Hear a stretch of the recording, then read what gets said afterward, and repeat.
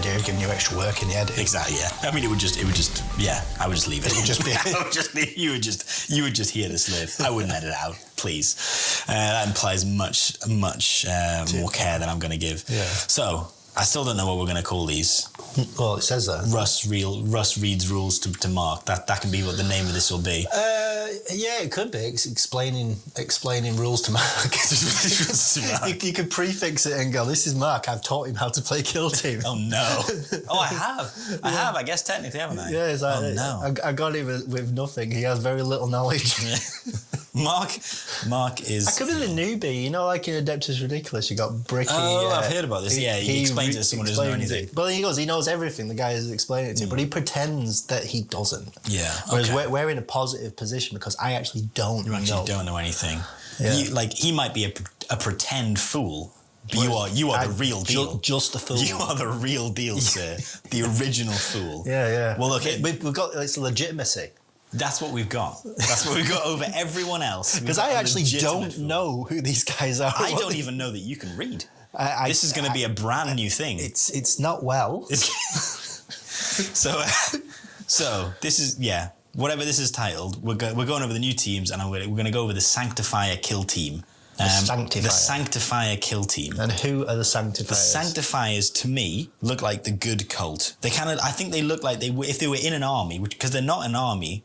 If they were in an army, they would be in a Battle Sisters army. Ecclesiarchy is basically what they are. I think there used to be a character called the Confessor or something like that. The main character, there used to be like a metal mini in the Sisters of Battle army. And you play this big 40k? Yeah, in big 40k. So I think there used to be a mini that kind of resembled some of these. And there's a couple of names in here that sound very familiar. There's a Death Cult Assassin, I like a Death Cult Assassin. Yeah, very similar to your Death Cult Executioner. And we'll go into it, but I'm guessing the rules are very similar. But the team is a kind of like a semi-horde. It is 11 operatives. So you've got your leader, which is the Sanctifier Confessor.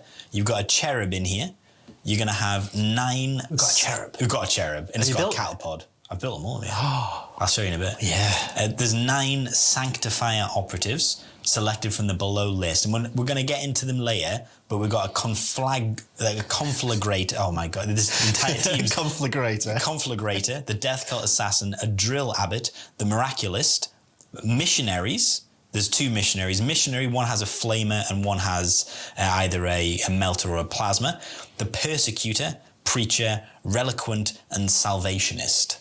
So that probably doesn't tell you much. It does not. But when we get into the operatives, you will know. It's important to note that they have security and seek and destroy. So a strong one and a not so strong one. Not so strong one, yeah. How many wounds are we thinking? Well, we'll get into it in a bit. So they're humans, roughly... So I'm thinking must be 7. A mixture between 7, 8, and 10 is the rough of this. Okay. So it's an annoying one because you've got to remember 3 different wounds. Let's go over the faction rules first because there's 2 funky faction rules.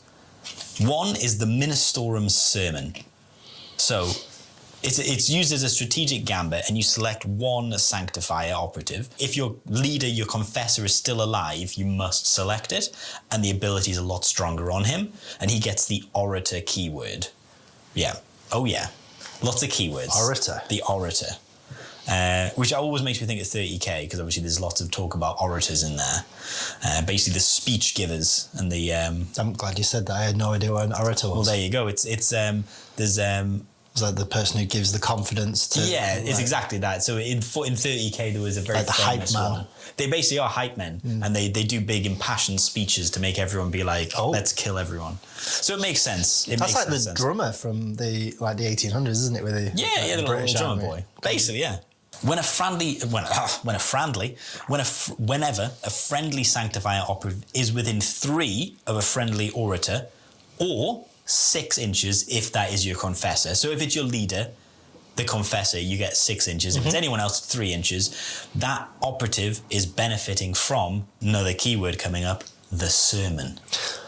Okay, so we've got orator and sermon, 2 needless keywords, but here they go. So Whenever a friendly Sanctifier operative is activated within 3 or 6 if it's the Confessor, that friendly operative is benefiting from the sermon until the end of that activation. So that means even if you move out of the bubble, you've still got it. You've got the so if you started or are within it, you get it basically.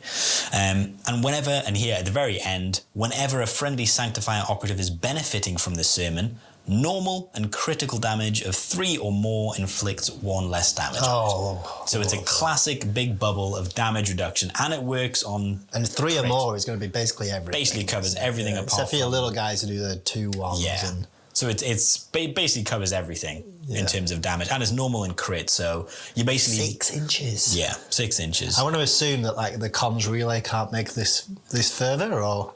I wonder.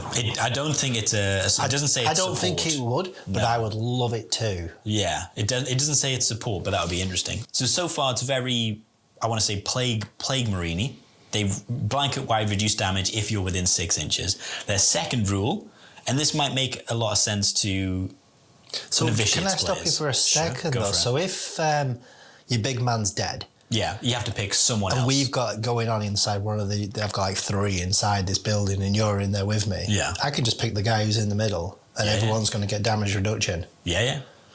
That sounds within 3 inches. If your confessor's dead, you can select anyone. 3 inches, not as good, but obviously you can never get rid of it. That's every turning point. Yeah, it's a strategic gambit, so technically. Does it cost a CP then, or is it? No, just a strategic gambit, not a CP spending one. So there you go. Yeah, so it's a freebie. Nice bit of free damage reduction. Nice bit of free damage reduction. So the Blaze second rule is very familiar to Novitiates players and Sisters players, I imagine. As you might imagine, it's fire-based. Some weapons in this team rule, in this team's rules, have the Blaze weapon rule. So as we go through the thingies, all the Flamers, for example, there's a bunch of them that have Blaze as a special rule. So if you retain, so you don't have to hit, you just have to have rolled a 6. If you retain any critical successes, the operative this weapon is being used against gains one of your Blaze tokens. Is this a natural 6, or can lethals? A lethal would be fine. It just says any critical successes, so a lethal 5 would retain a normal. I don't know if they have any lethals, but maybe. Well, we haven't. Yeah, we haven't. Oh, I already see one in the strategic ploys, so it's there. It's there. There we go. So they've already got something going on. Being a Scouts player, lethal 3. There you go. I don't think it's anything. I'm a fan. So whenever an operative has one of your Blaze, so you only ever have one basically. So if it doesn't already have one, you don't keep adding them. So it's not a stackable thing, but it doesn't matter because whenever an operative that has one of your Blaze tokens is activated, inflict D3 damage on it. So yeah, it's basically the Plague Marines. Yeah. So D3 damage. Then, so after the damage has been inflicted, the operative's controlling player selects one of the following 2 actions. So it can either roll a D6 and on a 3-up, remove the token, or it can just subtract 1 from the operative's APL stat until the end of that activation and guarantee remove the token. So there's a little gamble involved. They're like, okay, so I've got that. I'm going to take D3 damage every time, or I can just take. I mean, that's quite a harsh cost. It's harsh cost, but like if you've got, say, like a Scout Sniper or something like that, and he's going to be heavy, he's got 2 APL anyway. Mm-hmm. I'm going to take a shot and then just leave him anyway. Yeah. So you guarantee take it off. Or like if you've got a Legionaries or an Elite or something with 3 APL. Yeah, if you've got an APL to spare, potentially. Charge, fight, and get rid of it and not have to risk the spot. 3-up, come on, you should be. That's better than average. It's better than average, yeah. I've seen your rolling. Yeah, it is technically better than average. That's pretty cool. That's pretty good. And how many times like do you just waste an APL anyway? Because like, I'm just going to position him here for the next turn. Yeah. I was going to say, if you're just repositioning him, yeah, I can see it being useful, but like... Or bop a point. Yeah. And then I'll get rid of that. Before we go on to the operatives, because I think the operatives are actually quite rules heavy. So I think these feel more like, because they've got flamers, and they've got a bunch of flamers. The novitiates are definitely rules heavy. Yeah, novitiates also are definitely going as well. I've never played against them. They're a good team. I hate them. Good team. We'll briefly go through the strategic ploys before we get into the operatives, because the operatives are quite rules heavy, but you'll probably be able to see how some of these strategic ploys might play into those operatives. So we've got the first one, the Emperor Protects. So whenever an operative is shooting one of your operatives, one of your friendly Sanctifier operatives, and you're benefiting from the sermon, so you're within that 6 inches or have moved at the start and we're within 6 inches, you can reroll any of your defense dice results of one result. Of one result, so it's like ceaseless. So you can reroll of all the 2s. I thought I was getting relentless defense. No, not relentless defense. See how excited I was. No, you're like any. You've already got damage reduction, and now you've got a ceaseless if you wanted it on defense. And this is CP. Yeah. Okay. This is a strategic ploy. You've also got. So that's your protective one. It's nice, but it's going to be if I rolled all 1s. Yeah, it's saving you from a terrible roll. Or I roll 2 1s. Yeah. Okay. Realistically, you get 1 reroll. It's going to effectively, more often than not, it could be a balance, but it's a little bit nicer if you have got a a terrible CP roll. reroll anyway, so well, maybe that could do 2 then, so you could CP reroll. Yeah, you can still do it. I mean, you do that. I would. You don't use your CP reroll either, mate. So that is your defensive one. We've got Fervent Brawl, which is whenever a friendly Sanctifier operative that's benefiting from the sermon. So you can see how they're already stacking this team up to be, it's all about positioning, which is a worry if you're a new player, because this team is going to be quite reliant on you deploying people well, because you're going to have to be within 6 inches in the sermon. Yeah, I know. I'm already stressing it. I'm feeling Alpha Strike vibes. I really am. I mean, you'd have to be so careful. Yeah, but especially someone had Seek. I mean, there's not loads, but it's like some, haven't there? Yeah. But Warp Covenant got it, but they're going in this August Day Slay as well. So it'll probably be just the Void Dancers. But, so Fervent Brawl. They're free APL and it's a grenade. You could do that. Just don't take this team out until then. So Fervent Brawl, if you're benefiting from the sermon, you're fighting or retaliating, so they clarify, because this is stuff that other teams don't often get. They'll just get fighting and not retaliating. But it's fighting or retaliating. You basically have melee weapons as ceaseless. So that's pretty decent. I like that. Yeah. So 2 solid, ceaseless defense, ceaseless attack. How fighty do you think they're going to be, though? I think they've got some pretty decent fighty attacks. The other one looks fighty. The other team look very fighty. This team doesn't look as fighty, but they've got some pretty heavy hitters. And the third strategic ploy, Zealous Persecution. Whenever a friendly Sanctifier operative is fighting during an activation in which it's performed the charge action, its melee weapons have lethal 5. So if you drop both of them, you're ceaseless and lethal 5 if you're having a melee round. So that's pretty decent. That's 2 CP. That's 2 CP though. Is it team wide or is that? Oh yeah, these are all team wide. Well, I don't mind spending 2 CP 2 CP, then. If I think we're fighting, I was going to say, if you think it's going to go down, fighting or retaliating, Fervent Brawl, you've always got ceases. If you feel like you're going to have the edge and you're going to be imposing those charges, Zealous Persecution, you can get lethal 5. So I imagine when we get into the operatives, there's going to be a couple of tasty crits that you're going to want that lethal 5 for. I'm also imagining we're going to argue a few times about, did you do a charge? Yeah, did the charge. No, it's retaliating. I read it. I'm sure it says it on retaliating. Yes, retaliate. And their final, Rally the Flock. Each friendly, and again, this is going to be based on the sermon. So both 2, you've got so far 3 are reliant on you having the sermon. So any operative benefiting from the sermon can immediately perform a free dash or fallback action. For the latter, it cannot move more than 3 inches. Each that does so must end that move closer to a friendly orator operative. You cannot use this ploy during the first turning point. Now, this feels big. You could be locked up in combat, and you can be like, okay, I've got a first turn. I don't want to be fighting that guy. I want to be shooting him. I've got my shooting unit straight there. Or I've got first turn. I want to then be able to charge to get lethal 5 or whatever reason.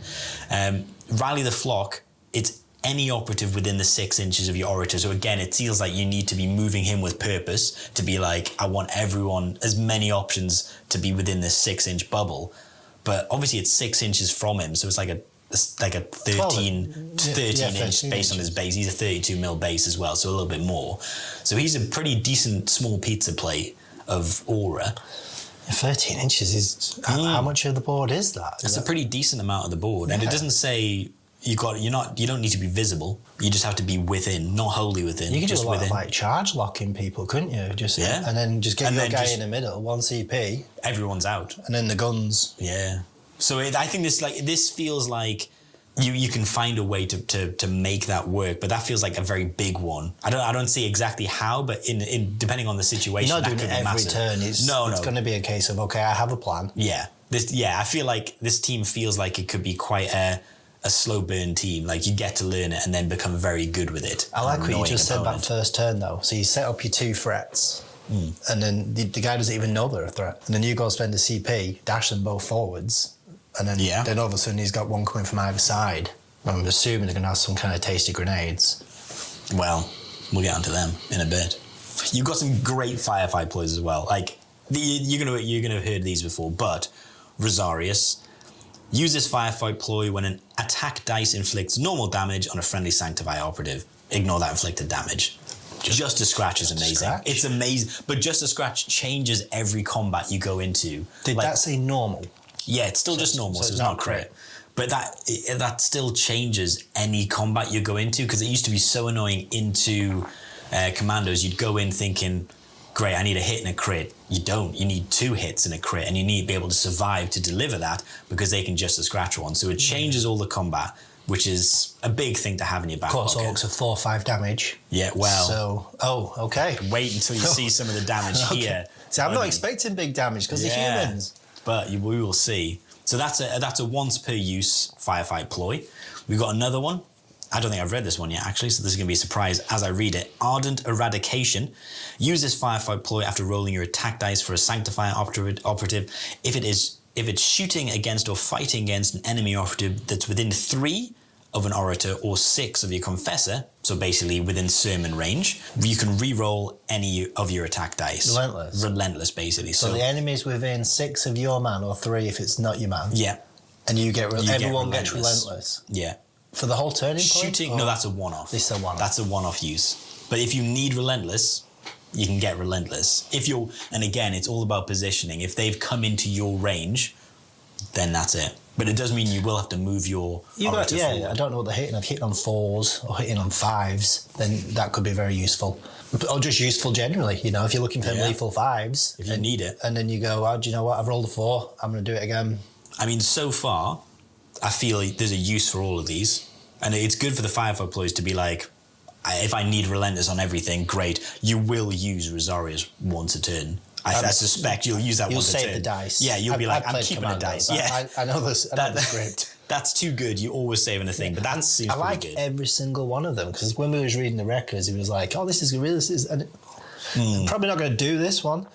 Yeah. Whereas these, I think you're going to use them all. Yeah. So far, I feel like you will. These will be useful. Maybe the Rally the Flock one, like you said, is not going to be always. But when you do use it, it's because you really need it, I think. And that seems like a strong one.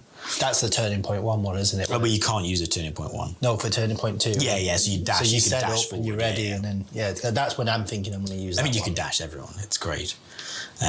So another one, I've not read this one. Redeemed Through Fire. So you use this firefight ploy when a friendly Sanctifier operative that has a weapon with blaze weapon rule is incapacitated. Each enemy operative visible to and within 2 inches of it gains one of your blaze tokens, if it doesn't already have one. D3 damage. Well, when they're next up, So you can. So it doesn't happen then and there, just when they're next activated. But if you've got someone and you pushed a bit far forward, I think this is the only one that it's only going to come up every now and then. Well, you run him into 2 people, 3 people for melee. It's 2 inches, so you're probably going to die. And then you go and do D3 to everyone who's in it. Basically, yeah. I like it. Because they have to take the D3 first, and then they can roll. So they're getting D3 next time they activate. Of course, this one works for guys who haven't activated already. Whereas a lot of rules these days are for get the guy after he's already gone and expended. But this time you can charge into 2 or 3 of them, fight. Oh, can you imagine if you did a bomb squig? So you charge a bomb squig, fight him, die, he explodes and gets the guys around him. Everybody who survives then gets D3 damage as well. It's not over yet. Redeemed Through Fire. I like that. Okay, so that's everything. We've got the one final one for the firefight ploys. I've not read this one. Unwavering Devotion. So you use this firefight ploy when a friendly Sanctifier Orator or Sanctifier Miraculist. So they're the 2 So the friendly orator is basically whoever you choose, which is generally going to be a confessor. So the confessor, or a very specific miraculist, which we'll get to, is selected as a valid target of a shoot action or to fight against during the fight action. Select one friendly sanctifier operative, excluding the confessor and the miraculist and orator. So basically you can't use the other type of model that they are. Visible and within 3 inches of that first operative to become the valid target or to be fought against instead, even if it wouldn't normally be valid for this. If it's a fight action, treat the other operative as being within the fighting operative's control range for the duration of the action. It has no effect if the shoot action is blast or torrent. So this is what the cults have, and it just means if you want to keep, you can move forward with your orator to keep that 6-inch bubble, and all you need to do is keep one little peon within 3 inches of him. The first time someone's like, I'm going to shoot your guy, drop the CP. No, you're not. You're shooting the little dude next to him. And they're like, oh, man, like they have to take the shot. And if they don't have blast, it's going against him only. And it's within 3 inches, did you say, or 2 inches? And the thing is, 3 inches, if you had it with 3, then blast wouldn't matter. Yeah. Unless they had like a wreckers CP where they could do that. That's pretty cool. So so you basically keep someone back. And the thing is, even if it wouldn't normally be a valid target. Yeah. So you can have someone, by the looks of this, and conceal, unable to be targeted, just waiting for you to be like, try and shoot me, try and fight me, boom, it's him. So this guy just runs in like, no, fight me. It basically is ablative wounds for your leader to be like, okay, my leader's 10 wounds, but I'm also 8 wounds from this guy. I'm seeing double combo though, because if you got a medic also, so you could have like, this guy's taking the bullets, and if there's a medic as well, he could be here, and then you could, I mean, I don't know. I don't know if they maybe they have if a medic. They do have I don't think they have a medic. It'd be a brilliant play. That'd be horrible. Like the most invincible guy on the board. Just keeps coming back. Yeah. So those does sound very ecclesiarchy to me. Yeah, I mean they should do. I mean there's a very funky model that we talked about it just before. The Miraculist is a very cool mini. You know what? Let's save them to last. Let's briefly go over the faction equipment, and then we'll do the operatives. Okay. We can take it one by one. The Sanctification Orbs is one of the faction equipment. So this gives anyone who isn't the Cherub, the Death Cult Assassin, or the Miraculist gets a unique action, which is a Sanctification Orb, and it's 1 action point. You select one enemy operative visible to and within 6 of this operative. That operative and each other enemy within 1 of it takes a doused test, which is a brand new concept. Yeah. For an operative to take a doused test, roll a d6. And on a 3-up, it gains one of your doused tokens. So again, he should be getting it. You should be getting it, yeah. It should be doused. Yeah. And then what that means is, trying to think of it as like oil and fire. Whenever a friendly Sanctifier operative is shooting against that operative that has a doused token with a weapon that has blaze, that weapon also has seek. Full seek. Full seek. Oh yeah. And after a friendly Sanctifier operative uses a weapon that has blaze against an enemy operative that has one of your doused tokens, remove the token. Obviously, it uses up, even if the seek wasn't used, it uses up the doused oil. You can't do it while you're within control range, but obviously that's insane. That's like so once per turning point, you've got seek. Basically, yeah. And the thing is, you can have seek on a number of operatives, because if they're all within 1 inch. So this costs 1 AP. 1 AP. It's kind of like a grenade you might throw, I guess. It's brilliant. It's great. I'm kind of hoping there's lots of people who've got blaze. There's at least 3, I think. This is going to be one of the main rules. Yeah. Because that would suck. No, we've had a lot of blaze stuff talked about. There's only one person. There's literally one guy. Like, okay, well he's the first person to die. They kill him. It's like you no longer have blaze. Yeah, so I'm gonna keep him back. Well, that's brilliant. I also want him keeping back. Yeah, as long as he's not coming towards me, that's fine. Yeah, I feel like I'm winning this situation. Yeah, that's brilliant. So that's a good one. I'm taking that every single time. I think so, for the fact that you've got a seek in your back pocket, and no one knows when it's coming. Yeah. Because it's once per turning point, you just select a person and be like, okay, this guy's just remind me on seek as well. That literally means I can just see him. Yeah, I can see his gun. I can see anything of it. It can be in conceal. Everything. I mean, the only thing it doesn't work is for specific operatives like the Vesper drone, the Grot, that have a very secret. The super conceal. Super conceal. That's the only thing it doesn't work against. Yeah. I think it's solid to get seek. That. You're definitely taking it. 6 inch though, it's not the easiest thing to do. No. But you might have moved within your sermon's range, so you got damage reduction, so maybe you punt forward with one of your little rubbish dudes and just be like, give it a shot. You can do it from conceal as well, bear in mind. It's an action. It's not a shooting. Oh, so this isn't the same guy. So it's not like I've got to go. Oh no, he doesn't do it and then flame. Oh no, he doesn't. So literally, but you could. So you could just throw a model away. Yeah, you could throw a model away, going everyone in that thing's got seek against them. Of course, the guy now knows I need to hide. Yeah, I mean, you just hand out tokens. You only get rid of those tokens once they've been blazed. Used, yeah, so just do it. They just have seek forever until you use it. So I've got a guy who's on 1 wound. I know he's done for. Yeah. I'm just going to do that and then just charge it. It's a 3-up. It's not a modifier, so it's always a 3-up regardless. As you say, yeah, injured dude runs forward, doused, real good. Seek on potentially 2 or 3 targets, depending on how much they group up. Real good. The downside is a 3-up in fairness, because it's not guaranteed. Yeah, it's not guaranteed. I mean, I do roll 1s and 2s. Yeah, it's true. So, but it's still adds spice. Decent, yeah, a nice little gamble. I like it. A lot of people have this rule now: purity seals. You'll have seen it in a bunch of teams. When you're shooting or fighting, if you roll 2 or more fails, you can discard 1 to retain the other as a normal success instead. Yeah. So Angels of Death have this, Legionaries have this. Yeah, albeit they take wounds. You're not taking wounds. It's pretty solid. So we've got Ecclesiarchy texts. So Ecclesiarchy text, in the ready step of each strategic phase, apart from the first, roll 2d6. If the result is less than the remaining wounds of the friendly orator, so generally a confessor who's 10 wounds, you gain a CP.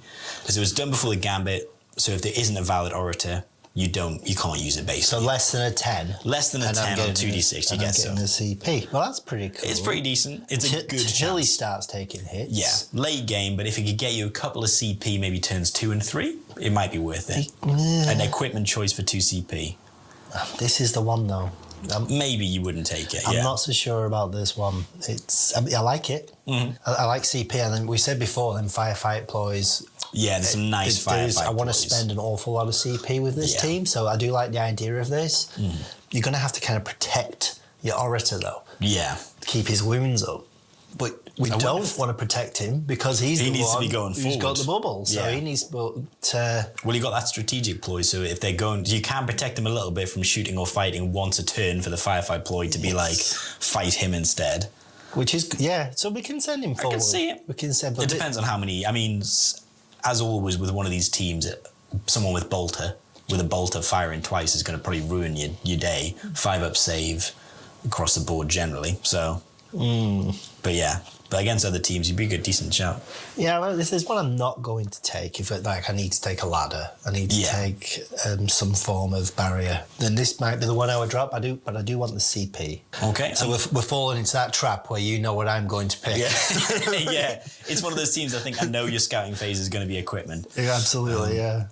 And then the final faction equipment is Imperial Cult Symbols. So once per turning point, when an operative is shooting a friendly Sanctifier that's benefiting from the sermon, when you collect your defense dice, you can use this rule. If you do, change one of the attacker's retained critical successes to a normal success. It doesn't get rid of any effects already resolved, such as piercing crits or mortal wounds, but it does mean it's obviously a lot easier to stop damage going through, and it's obviously a lot less damage. Bear in mind, if you are benefiting the sermon, you're going to reduce that damage by 1 anyway, but then you can further reduce it if there's a bigger trade-off. I like crit. That. I think it's decent. I like that, because if you use that and then you mix it up with the Purity Seals, just a scratch. Yeah. You're going to be surviving. I think so. And if you take that other strategic ploy, which gives you ceaseless defense rolls, if you're in the sermon. Yeah, you definitely need to stay alive, or you need him not to take damage. Probably the Oracle, because you don't want him to, because you want your CP. Well, I think this team is. So you're spending CP to get 1 CP. I feel like this team is set up many different ways for you to protect the orator. You've got that Lookout Sir for a CP. You've got this and the defense dice, so you can be like, okay, this guy's going to get extra defense. It does seem like they're setting him up. Obviously, you got damage reduction. They are, and he's always got it because he's the source of it. So, yeah, a bunch of different ways to keep them alive. So I quite like that. That's pretty good. Speaking of which, the orator is the king of big rules and spicy rules. We had a little read before. Okay. But let's go through it. So we've got the classic stat line. Give us the classic stat line. Okay, so the Sanctifier Confessor. He's quite a funky looking guy. He's got a hat. Very nice. That's exactly how I built him as well. Is it? Yeah. There's 2 different options. You're going to paint the hat quite special? Or? I am. Nice. So he's got 2 APL. Yeah. He's got 6-inch move and a 5-up save and 10 wounds.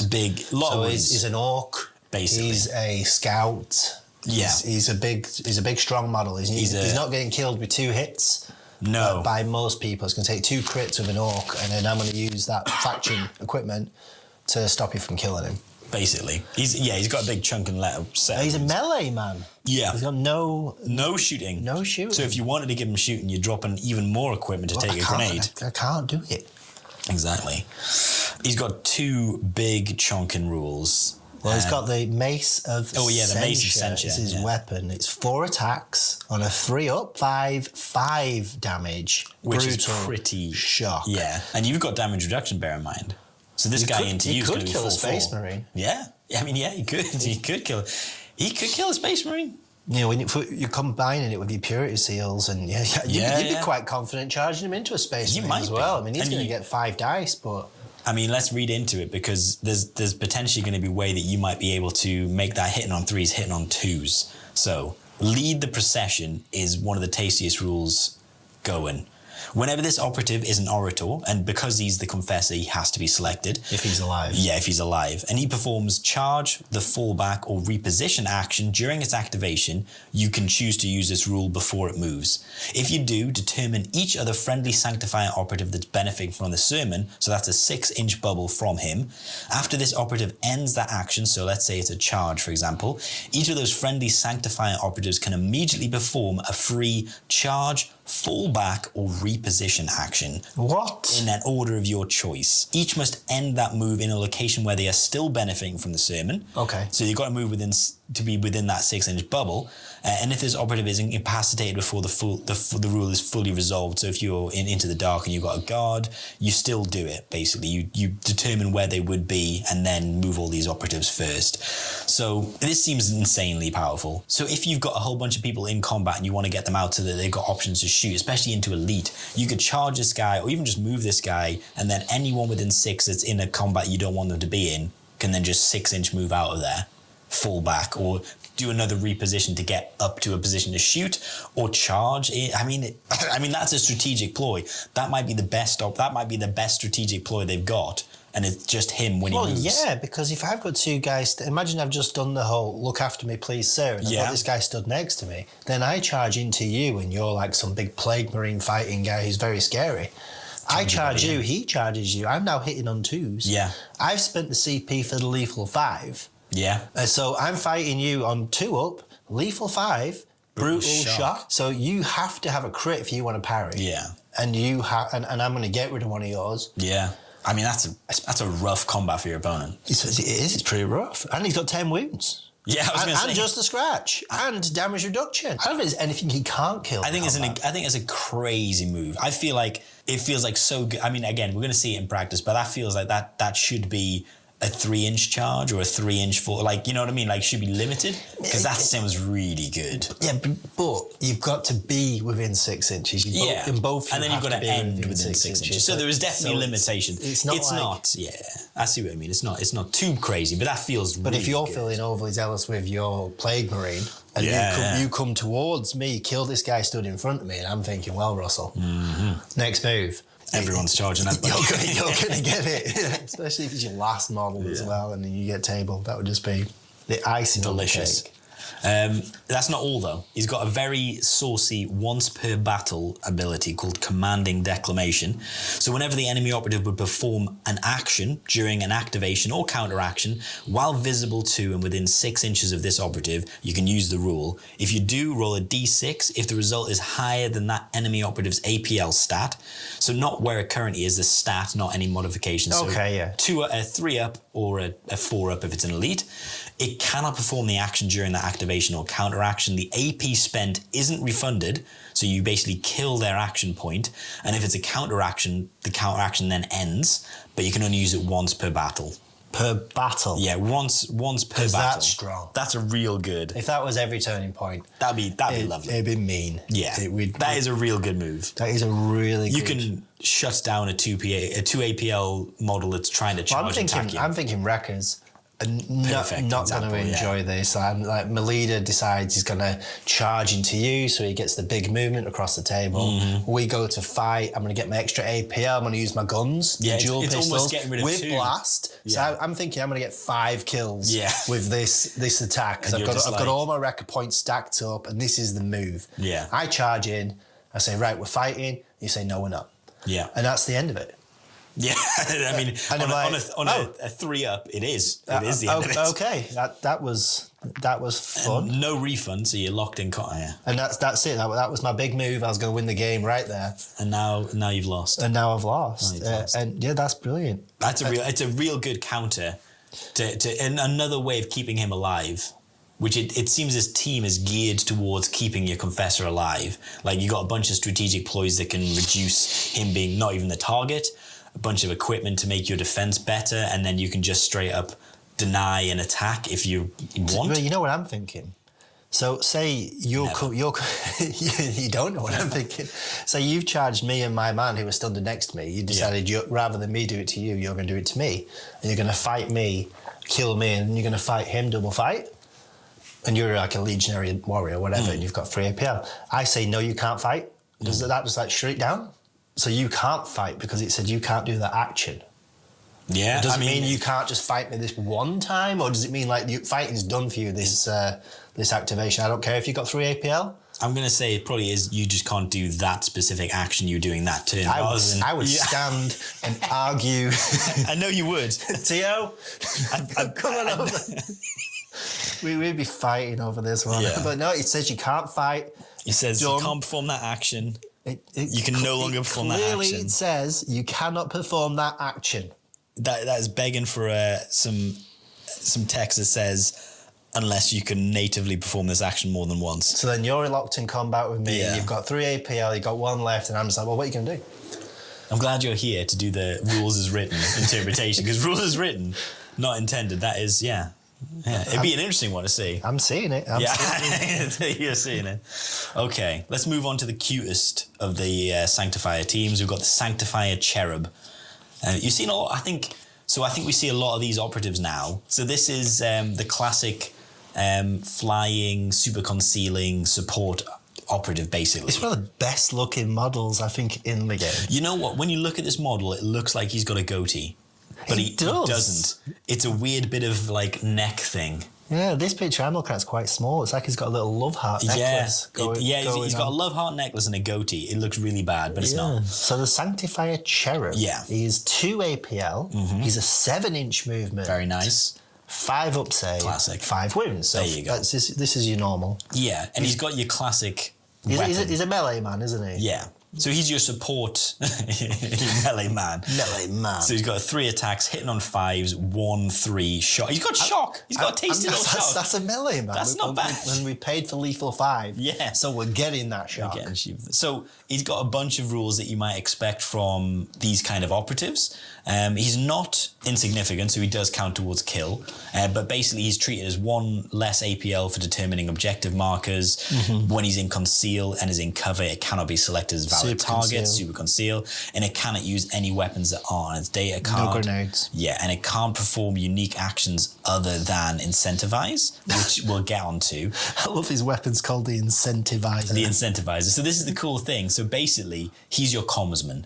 So he's got a support operative, and because this is a support thing, you mentioned it earlier, this would benefit from the comms relay. Yeah. So you select 1 other friendly Sanctifier operative, excluding the Confessor, your leader, the Death Cult Assassin, or the Miraculist, or the Orator if it's someone else, visible to and within 2 inches of this operative. 2 inches? Yeah. That's going to be the challenge. So it's going to be so he's within blast range. Yeah. Which is tricky because super conceal is negated by trust. In blast. So until the end of the next operative's activation, add 1 to its APL stat. Till the end of the operative's next activation? Yeah. Wow. So he's basically, he's your comms guy, but you could use the support of comms relay potentially, the 3 inches? Turn it into a 5-inch, I guess, if you wanted to. So he's your little comms guy. He's going to cattle prod you into 3 APL. So you got multiple ways of getting 3 APL models. the Confessor, with his little trick to make you charge and dash. Oh, yeah, extra That activations. fall back is 2 APL, so they're going up to 4 APL, those boys. Yeah, potentially. I mean, it's nuts that they can do their fullback action. And also, this guy flies. Yeah, he's got to fly. He's your comms guy. We love the Wreckers.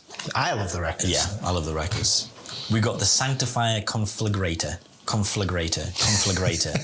I know a conflagration, so it has to be Conflagrator. He's got... Conflagrator. So he's got twin hand flamers, and he's got 2 profiles. One is focused, and one is twin torrent. So this guy is 2 APL, Yeah. 6-inch movement, 5 up save, and 7 wounds. I think this guy's your classic. He's a human. He's a classic human. Yeah. Yeah. So he's a human. What are we expecting damage-wise? Like low? Yeah, I mean, he's got 2 flamers, which is the profile's the same on both of them. It's 4 attacks, hitting on 2s, as you might imagine. It's a flamer. 3/3 damage. The thing that comes into it, this is the first model we've seen that's got the blaze rule. Okay. So you can either choose to focus fire. It's all 6-inch range because you've got pistols. Oh, I guess pistols generally is 8-inch range, but flamers. Saturate on both these weapons. Range 6 on both these weapons. One is Torrent 2, one is Torrent 0. Yeah. Torrent 0 just means obviously if you're firing Works into inside a building. Yeah, you get that. Lethal 5. They both have blaze, but the twin torrent gets the twin torrent rule. So you can select, much like the Wrecker, the salvo rule, 2 targets, and you can shoot this weapon against both of them in any order of your choice. You can't choose secondary targets because we've obviously got Torrent 0, but it still gets the condensed stronghold lethal 5 hits as discussed. Well, that's just brilliant. Yeah. So you don't have to be charging me through a door. Yeah. All right. Boom, boom. I'm going to flame 2 guys. Exactly. So another 3 APL model. It's a nice way of being, yeah, like I can get, it's just much more likely you're going to blaze a bunch of targets because, as you say, you can get 1 decent shot off and it's Torrent 2, which is good. But if you're playing elites, for example, and they aren't within 2-inch range, you can select now 2 within 6-inch range and then fire them both. So you've got 2 options to get more blaze going on. Was the blaze at before the guy's next activation? As they activate. So if they haven't gone, so, if they haven't gone, I run into the room and just shoot both of you. I only need to.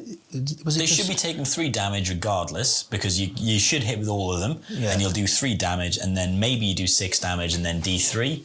So you maybe get 2 hits through if they roll 1 fail save, 6 damage, and then D3 damage next time they activate. Good. Guaranteed. If you get 2 hits, that's 6 damage, and you're guaranteed they're going to get 1 on a D3. So a human's dying. Basically, yeah. I mean, he's got some pretty tasty little rules, but he also has 1 little extra rule, which is the Sanctification Rack. So this is like a little thing on his backpack, and it can perform the Sanctification Orb action. Doing so in this manner doesn't count towards the once per turning point limit. Oh, very nice. So the free equipment we mentioned before, he gets it for free, even if you've taken it. The Sanctification Orb is the one that lets you douse people. So if this guy, for example, is cherubed, incentivized to 3 APL, he can move, douse a whole bunch of people, and then blaze them. Wow. And then, I mean it's a funky one, but then you can still douse someone else during that turn. Well, he's only dousing once, isn't he? But even then, if you're going against a big guy. Yeah. Because what does the douse do again? Gives you seek. Gives you seek. So, I mean, if someone's behind a little bit of heavy and you can't target them normally, you douse them first.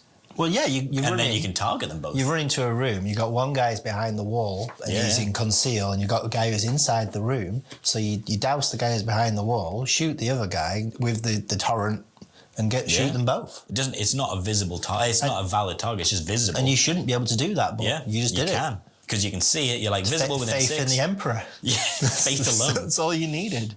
And a flamer. Have you got the card for the Death Cult Assassin? I've got it right Read here. it out, because I like this guy's stats as well. So the Sanctifier Death Cult Assassin. He also looks really cool. He's got like a death corpse. Well, is that a hood or is it like a helmet? It's a hood. It's got to be a hood, isn't it? It's a hood, and it you can looks give like him a helmet in this rebreather. little picture, but it does a little bit, yeah. So he's got 3 APL already. Boom, big stuff. So I mean, you're probably not going to buff this guy, no, unless you use the Confessor's ability to move him in. Because I was going to say he can't get buffed by the cherub. So he's specified as not buffable. He's one of the ones that can. Yeah. So he can't be 4 APL by the cherub, but as you say, you can get a free You could charge. make him 5 APL, fall back from this guy, and then charge him into somebody else. Yeah, so he's got 6-inch movement, 5 up save, Your and classic 8 wounds. Yeah, so he's a little bit harder. A little bit better than a human. But check these guys' weapons out. He actually has got a shooty weapon. Yeah. Throwing knives. 4 attacks, 3 up, 2-5, range 6-inch, silent, which to me just sounds like the orc. The slasher boy, yeah. Which are brilliant. I love using those. Mm-hmm. But what about the melee? The melee, ritual blades, 4 attacks on 2s, 4-6. No special rules, but no special 4 rules. hitting on 2s, 4-6. I'm getting flashbacks to the glorious Scouts. The glory days of Scouts. It was amazing. I mean, that is pretty fun. 4-6, you're killing everything. Yeah, but it gets better. So with the bladed stance, whenever you're fighting or retaliating, so whenever you're chosen to attack, you can resolve one of your successes before the normal order. If you do, you must use that success to be a block. Yeah, so I'm attacking you. I'm thinking I'm going to take your wounds off. No, you're not. And now you're having 6. Exactly. It's lovely. It's good. But he has more. He's got a trained assassin, which is the same thing that the Death Cult Executioner has, which is for an action point you can change your operative's order. So you do fight, kill, charge, fight, and then you go into conceal, and now I can't shoot you. Exactly. So he can't charge from conceal, but he can charge, fight, and go to conceal. Amazing. This team so far, quite melee. Yeah. You've got 2 big melee operatives and then a flamer, but this next operative... Melee operatives with low wounds, though. Yeah, but they've got damage reduction. So let's have a look. They do. So because this next operative is also a melee operative. We've got the Sanctifier Drill Abbot. This guy's real chunky. He's 2 APL, 6-inch move, 5 defense, and 7 wounds. So he's your classic human. He's got a wicked X tattoo on his forehead. He has, yeah. He's got some good robes. He's real. He's got a beard on the side of his. Yeah, they've got mutton chops. Big He's got mutton mutton chops. chops. Very nice. So these are funky. Again, pure melee profile. He's got a great hammer. This is looking a little bit more human. I like the name already. The great hammer. It's a great hammer. Yeah, it's the bestest hammer. How big are we talking? It's pretty decent hammer actually. It's pretty good. It's the size. Big? It's as big as his head, basically. Bigger than his head. We're always discussing there's not enough hammers.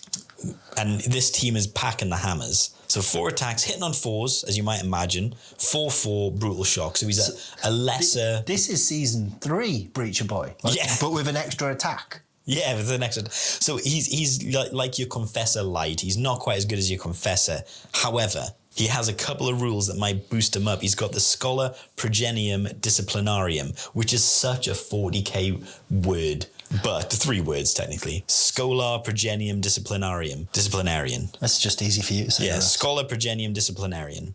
So, whenever a friendly Sanctifier operative is within 6 of this operative, you can ignore any changes to that operative's stats from being injured, including its weapons stats. So anybody. This is another bubble. If you're within 6 inches of this dude, you're not injured. And you ignore any changes to that operative's stats, so you're not minus APL. So APL is a stat. So he's one that I don't really want to be fighting. No, I think this guy is someone you don't want to be fighting him because he's got 4/4 brutal shock. I was going to say he's pretty. And the thing is, that's not it. That's not everything. So he's your little null void. He's your little no one's getting injured around me, but he's got a null skull.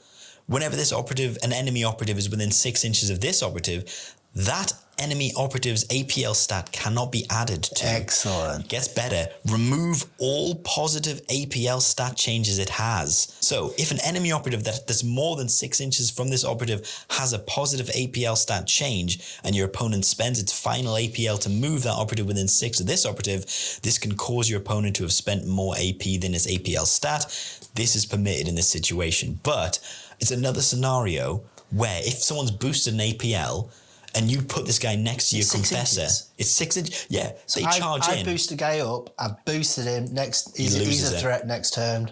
He's no longer a threat next turn. He's no longer a threat next turn. And you've only got to be 6 inches away. You can visible or can you? Not visible. Within 6. It's just within 6. You could be behind a wall. He's going to be so naughty. Yeah. I don't want to fight with this guy. I think you wait until someone's boosted an operative, move them forward, and then you move them within 6 and be like, he's not got that APL anymore. This is the one who's going to catch you out if you don't know the rules. I think so.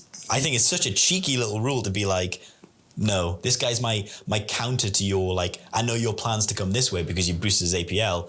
Boom. Well, he follows your comsman around. So I always put 2 guys up, and I always boost them for turning point 2. You know it's going to happen. I mean, it has to. So then next turn, I have to do the other one because you killed that one. Exactly, and then you just... if you're within 6, I should be able to charge him. Yeah. But I don't want to fight him because he's got 4 attacks on 4s, 4 brutal shock. I mean, 4 attacks hitting on 4s, you're only going to get 2 through. But shock's good enough that it's probably going to be decent. And turning point 2, you'll have paid the lethal fight. Yeah, but you won't have charge probably. I don't know. I think this is a great model to not fight with, but has a good punch in case you need to. That's a good point. You won't have charge, so you won't get in the lethal So I think this guy, you want to keep him there for the bubbles. He's not one I'm wanting to fight with, because that's where I always go wrong. I think, this guy's really good, I'm going to send him in. No. I mean, those 2 abilities...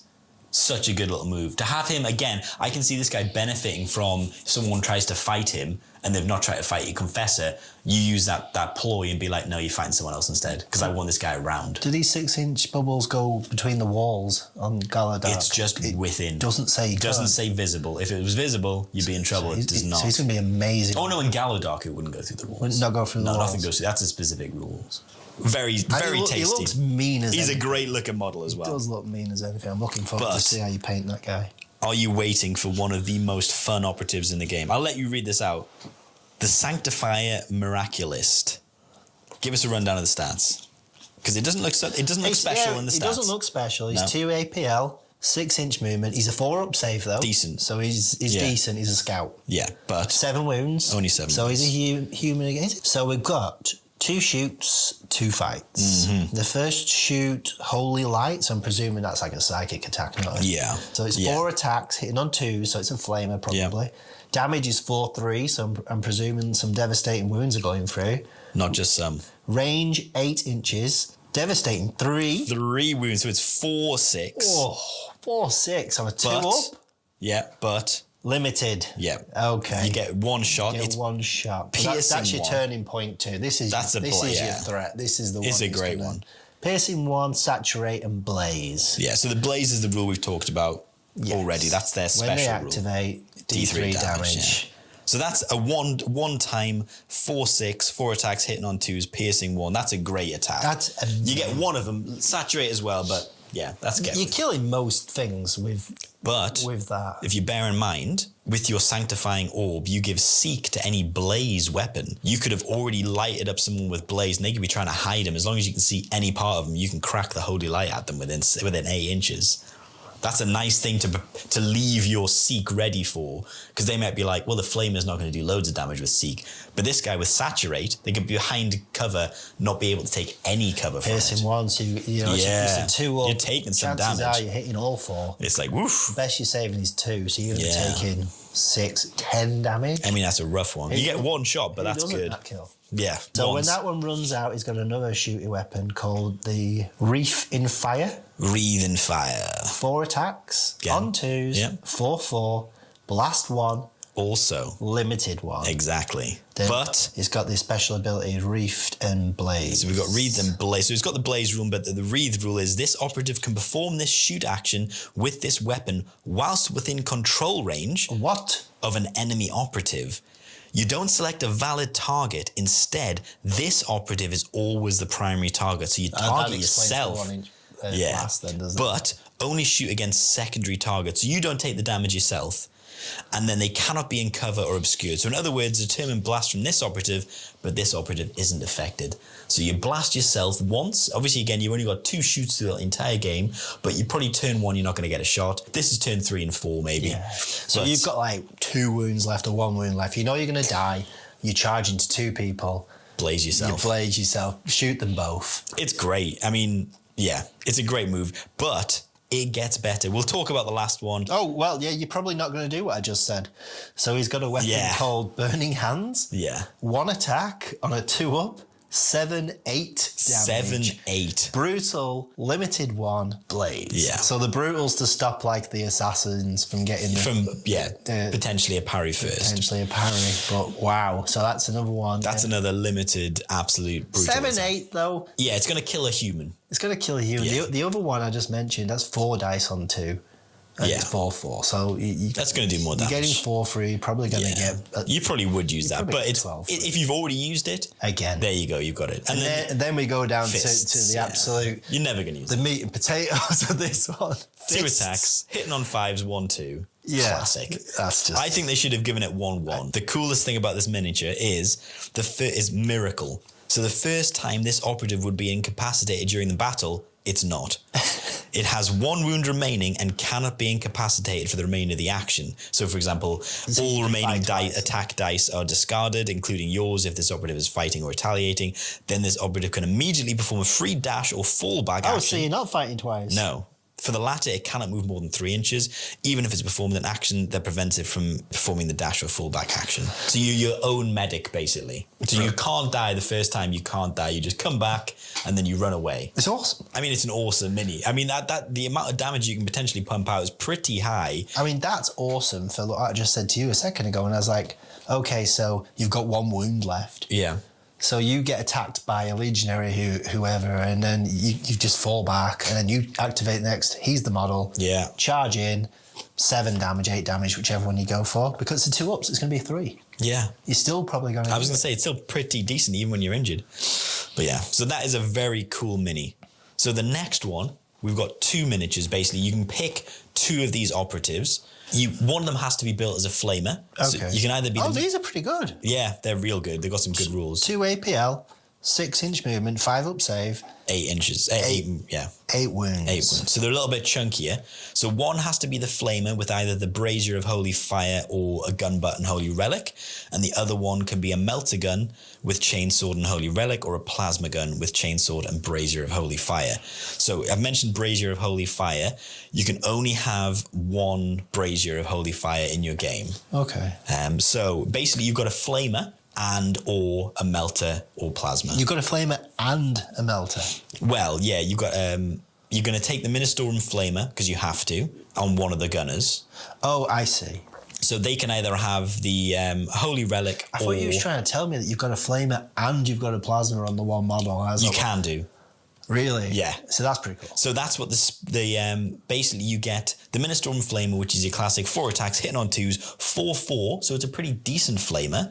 It's 8-inch range, saturate, torrent 2, but it's also got blaze, which is their rule. So it's as you expect. You also have the Brazier of Holy Fire, which is exact profile. 4 hitting on 2s, 4/4, but it's half the range. Range 4, saturate, torrent 1. And also blaze.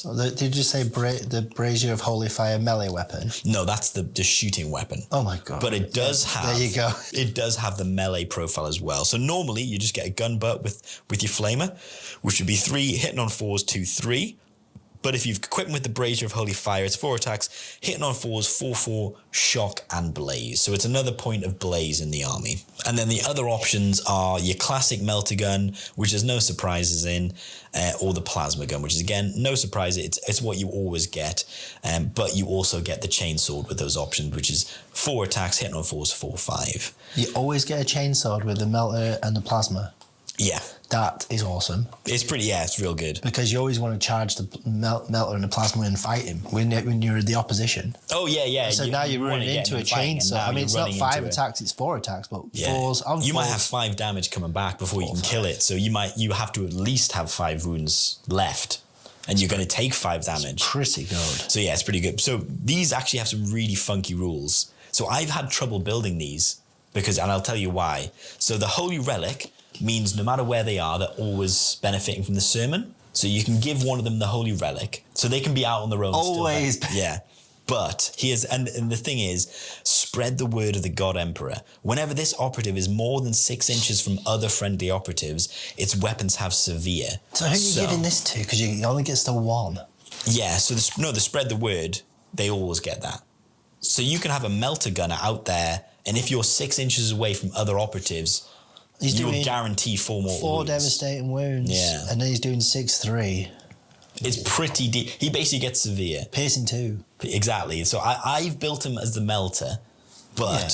Yeah. It's 6-inch range, but I mean... Yeah, it's a classic melter. But I think there's some choices here. I think there's a possibility you might want to build all options, because if you take the melter, it means you can't take him with the Brazier of Holy Fire, which means you give the Brazier of Holy Fire to the Ministorum Flamer, which seems like a bit of a waste. A lot of fire. Yeah.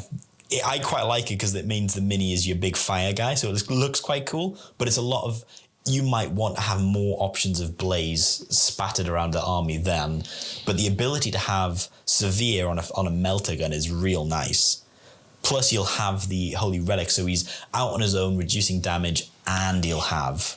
So any rule that says you're benefiting from the sermon, you will be benefiting from that rule as well. Yeah, I was thinking if one of them's piercing crits, I'd rather have Severe with piercing, but they're all just piercing, aren't they? So. Well, yeah, the melter gun's piercing too, though. Yeah. Which is real nice. So yeah, so I think they're two solid minis, and that whole spread the word of the God Emperor is a real cool thing to be like, out on their own, Severe.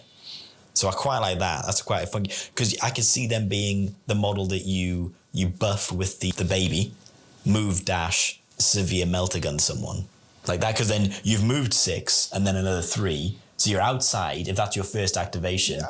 You've got he could kill a Space Marine. He could kill the Space Marine with that melter. Yeah. So is this the one you take multiple of? Is this the warrior? You get 2 of them. They're your gunners. They're your gunners. But you don't get... They don't really have a warrior. I guess technically they do. They have the Preacher is their technical warrior.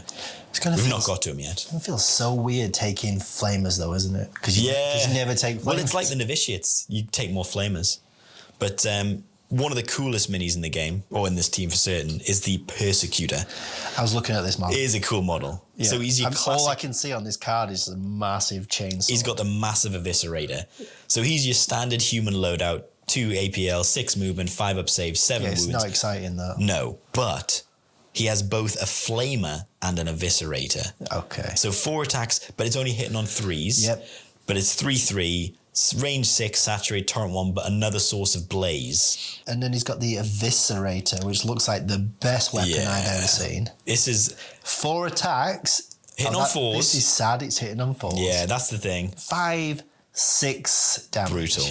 We don't stop there. Merciless Castigation.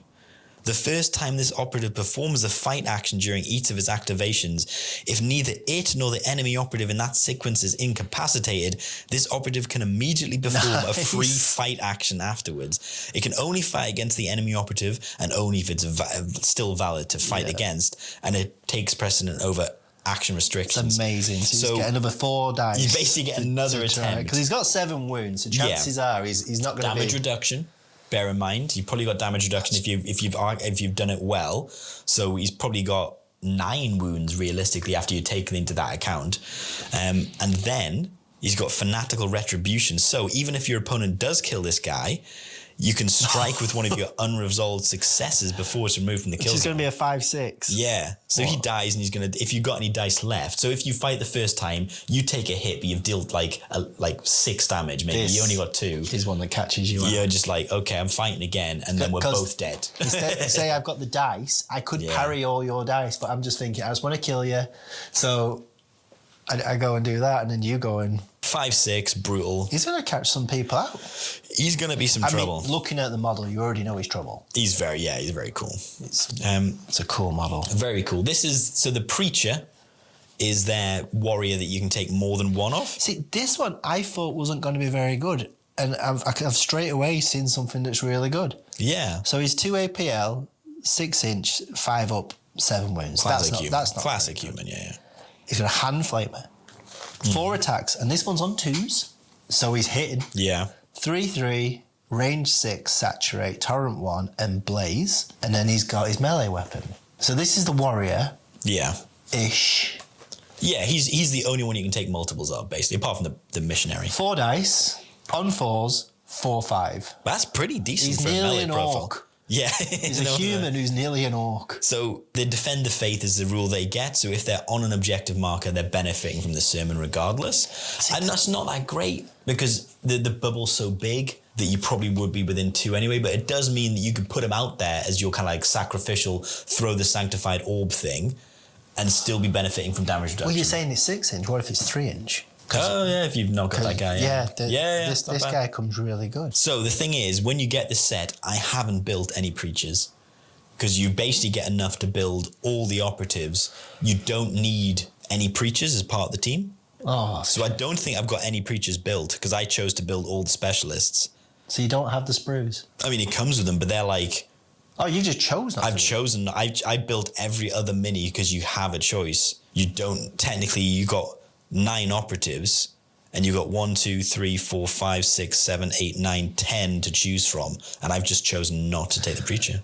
So you've chosen not to take a flamer sitting on 2s, exactly 3/3, and a chainsword 4s on 4s 4/5. And the thing is, maybe that was foolish, but I just went along and built all the ones that I thought were cool. We'll get through the rest of them. I think it's a hot take. Well, let's see what I should have built instead. So we've got the Reliquant is next to him, which is your standard bearer, which is exactly the same profile in terms of stats and exactly same hand flamer.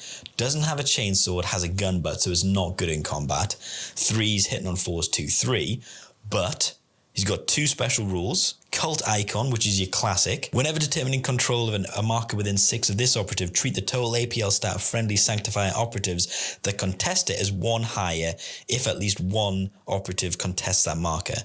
So it's not a change to the stat, so any changes are cumulative with this. Does this work on himself? I assume so. So he's your guy you put on the objective then, isn't he? And he's not very good in a fight. No, he's not good in a fight at all. He's got a flamer though, which is another source of blaze. And once per turning point, when a ready friendly operative is incapacitated within 6 of him, you can use this rule. If you do, before the operative is removed, it can perform 1 free action excluding fight, and you can change its order to do so. It's then incapacitated as normal, which is great. That's just amazing. So I think I take the Reliquant over the Preacher in this scenario. I think so. Because I think that just means once per turning point, if you've got this guy positioned well, someone gets killed and you're just like, okay, well, I'm going to flame you then. Or I'm going to bop the point, or I'm going to do something before I'm gone. It's just a nice little extra. Which then takes us to the last operative in the team. And so far, I don't think there's an operative I'm swatching out for the Preacher, but let's have a look. We've got the Salvationist. Human stat line. Yeah, 2, 6, 5, 7. Yep. Another melee operative. Oh, he's not great. No. But it's a melee operative that doesn't hit well. 3 attacks, hitting on 5s, 2, 3. However, I think we've found the medic you were talking about. So we can do it. I didn't realize we had a medic in this team. Oh my God. Yeah, you can do the thing maybe. So anyone outside of 6 of this guy that's shooting someone within 6 of this guy, improve the save stat by 1 and worsen the X of the piercing rule by 1. Nice. So we would ignore piercing 1. Nice. That is, I think this, okay, so this rule will be changed. This is the first nerf this team will get is the Salvationist, and it will change to say the piercing becomes piercing crits. Because we've seen this happen. It has to, yeah. You can't, because Vespids would just cry. So every other team... I play people who play Vespids, and they cry anyway. So this has been changed on everyone else. I'm not reading this guy's medic, though. Well, he's got a med kit for 1 action point. Select 1 friendly Sanctifier operative within this operative's control range to gain 2d3 wounds. So that's nice. He's not a full medic. He doesn't bring you back after death. So we can't do the thing. Yeah. But you can heal your orator to make sure you're always getting that CP. He's always getting 10 wounds. Yeah. So we're pairing these two. Yeah, I think so. I'm not seeing an awful lot of range. No, this is a very heavy team. You know what the thing is? It's a squishy melee team. Do you know what it makes me think? This missionary where you said you're going to take the melter gun. I feel like I need to take. You want to take the plasma to get some range? Yeah, I can't. Yeah. So I do see that, but then the thing is, if you're going all for that range, it means that you're not going to be using the brazier because you're too far away and the range is only 4 inches anyway. But I guess it's good as a combat. Who have we got that's got a long range weapon? No one. So I need one. Yeah, you need at least one. That's fair, actually. I think stick somebody back and go, all right, stand out and do something. Yeah. Now you're getting a face full plasma. So I don't know. It's weird because it almost feels like you could run this team as a full melee team and just. Because with the leader, you have to. The leader moves, and then the rest of your team charges or moves. Like this team could be faster than Vespids. If you position them well, this team could be the fastest team going. No, without question. It's nuts. They're amazing, but they're so squishy. Yeah, they're very squishy. It's a weird team because I know what you mean. It's a squishy melee team. You got a melee team. Normally, you just picture Gelpox. Yeah, they're just gonna run forward. They've got lots of too many targets to kill. Yeah. and then you die. It feels like quite, you know, when Wormblade first came out, and like you look at the rule and you go, oof, this is quite a cerebral team. And I don't know if it's just the image you get when you think of the Wormblade, the Genestealer cult that is quite cerebral. But this team feels like one of those teams where you've got so many overlapping bubbles. You've got the Sermon, which is 6 inches. You've got that guy's Null Field, which is 6 inches minus APL plus another 6 inches of not injured. You've got this guy running around within 2 inches to plus APL you. You've got this other guy that's outside of 6 inches. Within 6 inches, he can reduce the piercing and increase your save.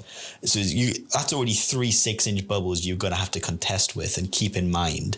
And then you've got other operatives that, if they're outside of 6 inches, they get severe. I mean, it seems like quite a lot of moving parts, attacks, isn't it? Yeah, this team. It's a team that I'd be really keen to master, but I know it's going to take a lot of work, because if you can master all these different like auras, you could. I mean, there's so much going on. You could absolutely just bamboozle a player. Like, if someone runs in to attack you, you're like, okay, you're now attacking this guy instead. And this guy hits on death, and he does 6 damage on death. You're like, what? That's why I was saying feel Inquisition, because there's just so many rules. Yeah. And there's so much. It does feel like a mix between inquisitorial agents and novitiates, which is quite a cool little team. It's like your main man who can shut down an action. That just sounds extremely... Oh, yeah, that does sound inquisitorial agents, doesn't it? It really does. Or Exaction Squad kind of thing. Oh, yeah, the Exaction Squad, I like. Yeah, that was a good rule. So who's your favourite model? You know what? Right, which is your best looking model first? Best looking they model. They all look amazing. You know what? For the sake of painting them, I'm painting them up at the moment. The Orator, the Confessor, is a very cool model. Like, it's like a big robe. For me, it looks... The Missionaries actually look like they're Inquisitors. They kind of look like their own models. They do look like, yeah. Yeah. The other models, the the Missionaries kind of look like they're separate, which kind of makes sense. Missionaries, they're out there working on their own. If they're outside of 6 inches, I really like the guy who's got the book on his head. Yes. He's got like a staff. Well, it's not a staff, but like a hand flame. Yeah, torch the that he's brazier carrying around. Yeah, so that's the brazier of fire. So I think they're really brazier cool minis. Holy Fire. Yeah, they're really cool minis. Oh, the Holy Relic as well. I'm getting real Dark Tide vibes. It does feel like it. Yeah. It's honestly, the minis themselves look like they've taken a lot from Age of Sigmar with the Cities of Sigmar. I can see what you mean when you were saying about building them, because they've got the pictures to show you how they should be built. Yeah. Because I was thinking, how do you know which one goes on where? But yeah, you've got like the Holy Relic is with the Ministorium Flamer. Brazier of Holy Fire is with the Plasma on this one. But that's when you use... You can only have it with the Plasma or the Ministorium, so you can't have the Brazier with the Melter. Okay. So if you go to the left... And then the Holy Relic goes with the Chainsword and the Melter. Yeah. And he's a really good-looking model as well, isn't he? He's like... Both the Missionaries are cool models. I think they're the best-looking models. He's got a book in his hand. He's got a book on his head. I mean, I love the book on the head. I'm trying to figure out what the purpose of the book on the head is. Like, just so when I'm staring at you, I can just read the book. If you can read this, you're too close. Yeah. There's the Preacher model is actually really good as well, because it's got like a massive book on its back. He does have a massive book on his back. But I've not built it. It's a team that's going to need you to come up with a gotcha guide for your opponent, because you've got a lot. And even if I gave you a gotcha guide, you wouldn't remember them. You're still going to get gotcha'd because there's too many. I think it's going to be a case of I've got Just a Scratch, which is it's such a good. The thing is, just leave it on the table. Yeah, just like there's the gotchas. We'll leave it there, and it helps you as well, because then you can. Oh yeah, I was going to say it's because that Eviscerator guy with Just a Scratch, he changes that combat completely. So you run in, you get 2 hits, it's brutal. They don't get any crits. They go, I hit you, like. No, I hit you. And then he's like, well, now you've done 6 damage or 5 damage. And if you've got more than enough hits, if I kill you, you're then still going to kill me. And you can fight. It just changes the combat. And they've got damage reduction. The thing is, this team's going to be Threat City, and you have to pick. I don't know who to kill. I think you kill the Abbot, because without the Abbot, everyone's not injured and you can stun them. Yep. And then you want to kill the guy that's going to reduce the piercing. So for range, we want to be killing the Persecutor with the Eviscerator, because he can cause a lot of damage. And for range, we want to kill the Death Cult Assassin if we can. Yeah. But you're not gonna.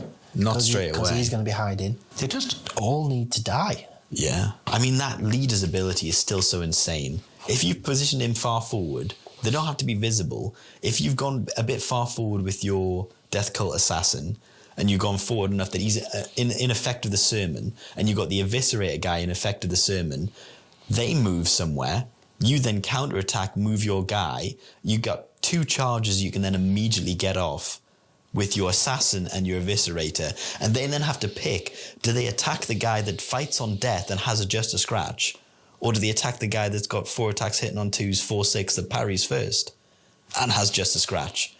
Like, that's 2 massive threats that are going to ignore your damage with just a scratch and then go first effectively. You set them threats up at the start of the turning point. That is insane. And then if you can get them within 6 inches, you can dash them forwards. Yeah, and don't bear in mind, they'll start that turn within the sermon. So then they'll go out, so they'll be within the sermon. They will have been within the sermon when they charged. It's going to be so hard to understand where they're moving. Yeah, the Confessor is your biggest target, technically speaking. Yeah. It's just there's so much set up to keep him alive. And he looks incredible with his big mutton chops. Yeah. He's got all his robes. He's going to be such a good model. It feels like it's built to keep him alive, but then you're quite a squishy melee team. But then you can pump out a lot of damage. You can heal, you can reduce damage, and then you've got this whole other section where if you don't want to be a melee team, you can just get within pistol range and just torch everyone. I still think they can do Seek and Destroy. I think they can do Rout. Yeah, you know what? Having read the team, I'm sort of thinking maybe they can. Like 2 APL, potentially you can boost a 3 APL. That's the tricky thing. You got 3 APL, haven't you? Well, how about this? You got 1 3 APL melee blender in the Assassin. Yeah. He moves, charge, fight, kills, conceal, and as long as he's done that in their half, he's getting you the points. He's fine. And you know what? If you need to, move the Confessor up, charge him into a model that's already gone to keep him safe. Because you can charge twice. It's nuts. It's a crazy team. It's a good team. It's a good team. Best strategic ploy for you. So I think that bottom one, the one where you can just dash, reposition anyone within in the sermon. It's really good. I think that's a solid one. Rally the flock. Rally the flock. I think the sheer maneuverability, being able to dash forward twice. 3 dash or fall back. Anyone that's benefiting from the sermon. For the fallback, no more than 3 inch. Yeah. But the firefight, just a scratch. Just a scratch. I think just a scratch is still. Always just I think just a scratch is still so solid. I mean, you've got that relentless that you can get, but just a scratch. That's solid. What was the relentless one? Rosarius is the just a scratch. Yeah, Rosarius. So the second one down, which gets you relentless, is if you're benefiting from the sermon. Use this firefight ploy after rolling your attack dice for a friendly Sanctifier operative. If it's shooting against or fighting against an enemy operative that's within 3 inch of a friendly operative or 6 inch if it's a Confessor, you can re-roll any of your attack dice. No, not as good as I thought. I mean, it's good. Still good. Yeah. Because it doesn't say visible to it just says 6 inch. So if you chuck him inside the building... Yeah, you've got a big bubble of... You've got a 6 inch bubble. I mean, I can think of quite a few of the maps where you could, from your own deployment, chuck him really to the middle of the board, and then you've got a 13-inch bubble. Basically, it's going to be to one side, but it's still going to be taking... I mean, that's lovely. It's just brilliant. For Relentless. I like the Blaze. Yeah, Blaze is an interesting one. It oddly... You know what I mean when I said it felt like Plague Marines? Yes. Because they have a bunch of stuff where it's like... They've got damage reduction, and they've got that Blaze thing, which is the poison. So yeah, they're basically like a squishy Plague Marines, but Horde. But with loads of other bells and whistles. Do you have an idea where you think they might be? Tier-wise? Tier-wise. Oh. What? Don't know. I don't want to put them too high because... I'd say A tier for now. It's low wounds. Yeah. So it's going to be B or A until we see how they play. That wasn't meant to be a rhyme. The Architects, they kind of let it down. Security is a great one, though. They're going to be a tricky one. I think they are going to be a very tricky one. I'm looking forward to using all them. Chain swords. I love Dark Tide, so it gives me massive Dark Tide vibes. It does. You know what? It's a box that I can almost feel like I might want to pick up make some conversions, because I want to try, like you mentioned, the Plasma having long range shooting, and maybe dropping in a couple of those Preachers. I don't know who they replace, That's the tricky thing, but maybe there is a call that maybe you want to have something like in that. You know what? I don't know who you'd replace though. It's hard. It's hard to know who you'd replace because you want a melter gun or a plasma gun. You probably want a flamer as well because it's a good source of long range blaze. I just feel like you need somebody who's going to be standing back. Yeah, I can maybe see dropping one of the missionaries. Don't take the flamer, take the melter or the plasma, and then maybe take one of those guys and have him as your keeps your opponent honest kind of guy. And you have that normal preacher as your model that you're throwing away if someone tries to charge or shoot your orator. Because at the moment, I would be thinking... That's another problem. I don't know who you're throwing away. Yeah. They're all good. I think the Eviscerate has to run forward because he's only good in combat. And he goes forward to die. The Persecutor. The guy with the Eviscerate. He's going forward to die in combat, basically. Yeah. Glorious combat. Glorious. He's definitely killing somebody. He's doing... Strike on death. He's doing 11 to 12 wounds on something. Attack again if you don't kill him. If he hasn't killed better than Slasher Boy, because Slasher Boy just does it D3. It's a good team. It's a good team.